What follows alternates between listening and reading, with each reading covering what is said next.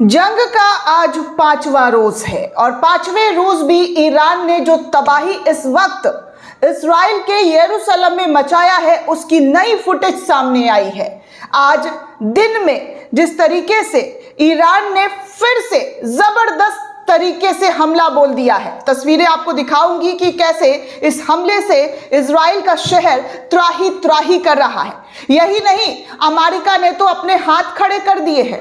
America की तरफ से स्टेटमेंट आ रहे हैं कि अब ऐसे ही अगर जंग लड़ा जाएगा ईरान की तरफ से तो हमारे गोले बारूद बम जो है वो कम पड़ रहे हैं। पेंटागन की रिपोर्ट है दोस्तों, इस पूरे मामले में बताऊंगी। साथ ही ईरान ने दावा कर दिया है कि वो अमेरिका का सबसे शक्तिशाली, जी हां, सबसे शक्तिशाली खूंखार मिसाइल को गिरा दिया है।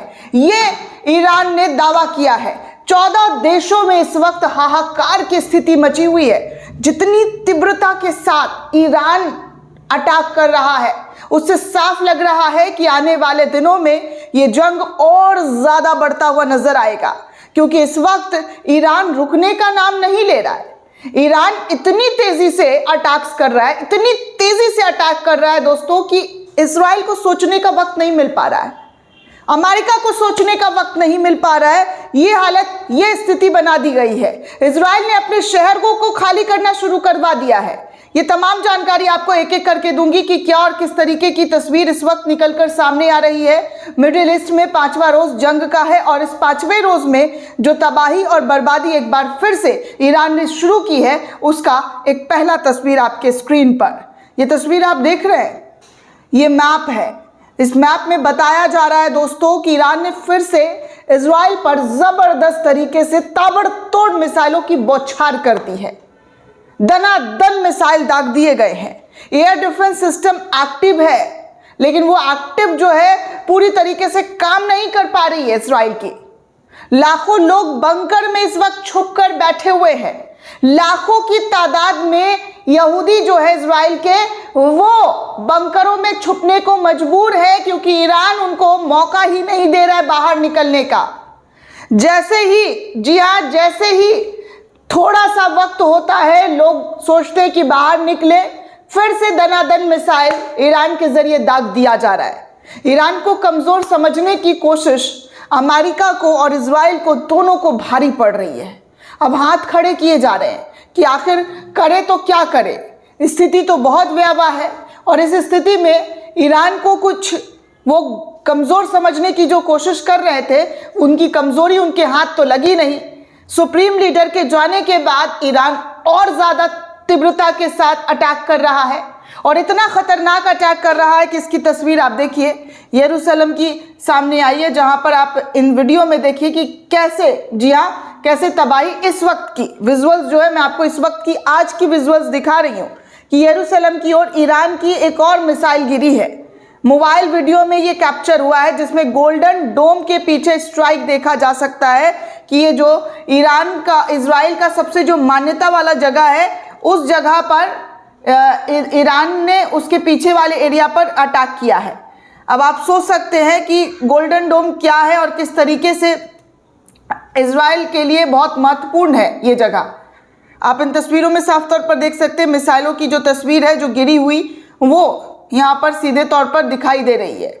गोल्डन डोम के पीछे स्ट्राइक का वो नज़ारा, वो मंजर आप इन तस्वीरों में देख सकते हैं। बाकी आप यरूशलेम की और ताज़ा तरीन तस्वीर देख सकते हैं कि ईरान ने कितनी बड़ी तादाद में इजराइल पर ताबड़तोड़ बौछार की है मिसाइलों की। आज जो है यरूशलेम को, जी हाँ, यरूशलेम को अटैक किया गया है। मिसाइल के हमले की खबरें आ रही हैं। तमाम रिपोर्ट्स में दावा किया जा रहा है कि आज एक बार फिर से ईरान ने अपने टारगेट को जो है निशाना बनाना शुरू कर दिया गया है। उनके जो टारगेट्स हैं उसको पूरा करने की कोशिश की जा रही है और वो कह रहा है कि हम अब किसी भी कीमत पर रुकने वाले नहीं हैं।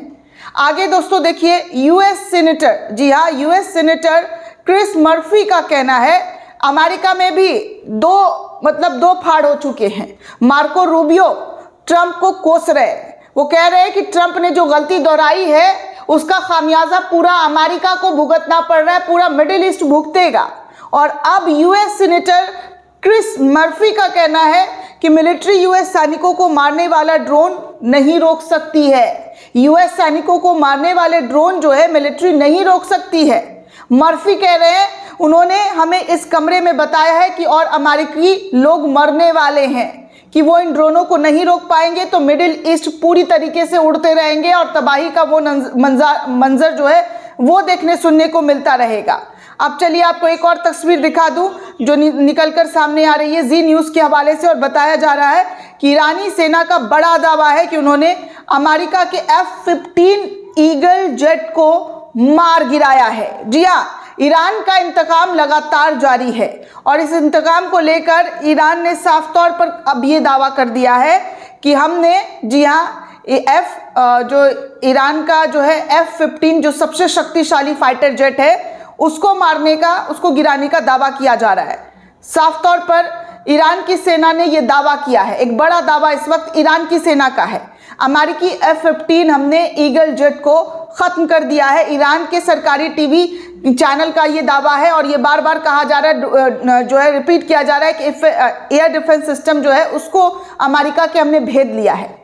ईरान की सेना लगातार ये बातें कह रही है। आप समझ सकते हैं कि कितनी बड़ी, जी हाँ, कितनी बड़ी तादाद में अमेरिका को नुकसान और चोट जो है ईरान के जरिए पहुंचाया जा रहा है। और वहीं प्रेस टीवी के हवाले से एक और रिपोर्ट सामने आई है दोस्तों। इस रिपोर्ट को आपके सामने स्क्रीन पर रखना चाहूंगी, जहां पर प्रेस टीवी जो ईरान का सरकारी चैनल है वो दावा कर रहा है कि हमने सबसे शक्तिशाली हमला जो है हिंद महासागर में IRGC की तरफ से किया गया है। अमेरिकी विध्वंस पोत पर बैलिस्टिक और रणनीतिक मिसाइलों की जो है क्रूज मिसाइलों से हमने हमला किया है, जिसकी वजह से, जी हाँ, प्रेस टीवी का आप ये देख सकते हैं, पावरफुल स्ट्राइक ईरान के जरिए किया गया है। IRGC hits US destroy with ballistic strategic cruise missile in Indian ocean. Hind महासागर पर एक बड़ा अटैक किया गया है। ये जो है प्रेस टीवी के हवाले से ईरान की सरकारी मीडिया चैनल ने ये दावा किया है कि हमने जो है IRGC जो इस्लामिक गार्ड्स कॉर्प्स हैं, उन्होंने हिंद महासागर में ईरान की सीमा से सैकड़ों किलोमीटर दूर एक अमेरिकी विध्वंस पोत पर हमला करने की बात कही है। हालांकि अमेरिका ने इन तमाम चीज़ों का दावा नहीं किया है, ये ईरान की तरफ का दावा है। कोर ने मंगलवार को ये घोषणा करते हुए बताया है कि युद्ध पोत को गदर 380 और तलाई मिसाइलों से निशाना बनाया गया था। गदर मिसाइल एक मध्यम दूरी की बैलिस्टिक मिसाइल मानी जाती है दोस्तों ईरान की, जिसकी मारक क्षमता 2000 किलोमीटर तक की है और इसे सटीक हमले और पूरी डिजाइन के साथ जो है बनाया गया है।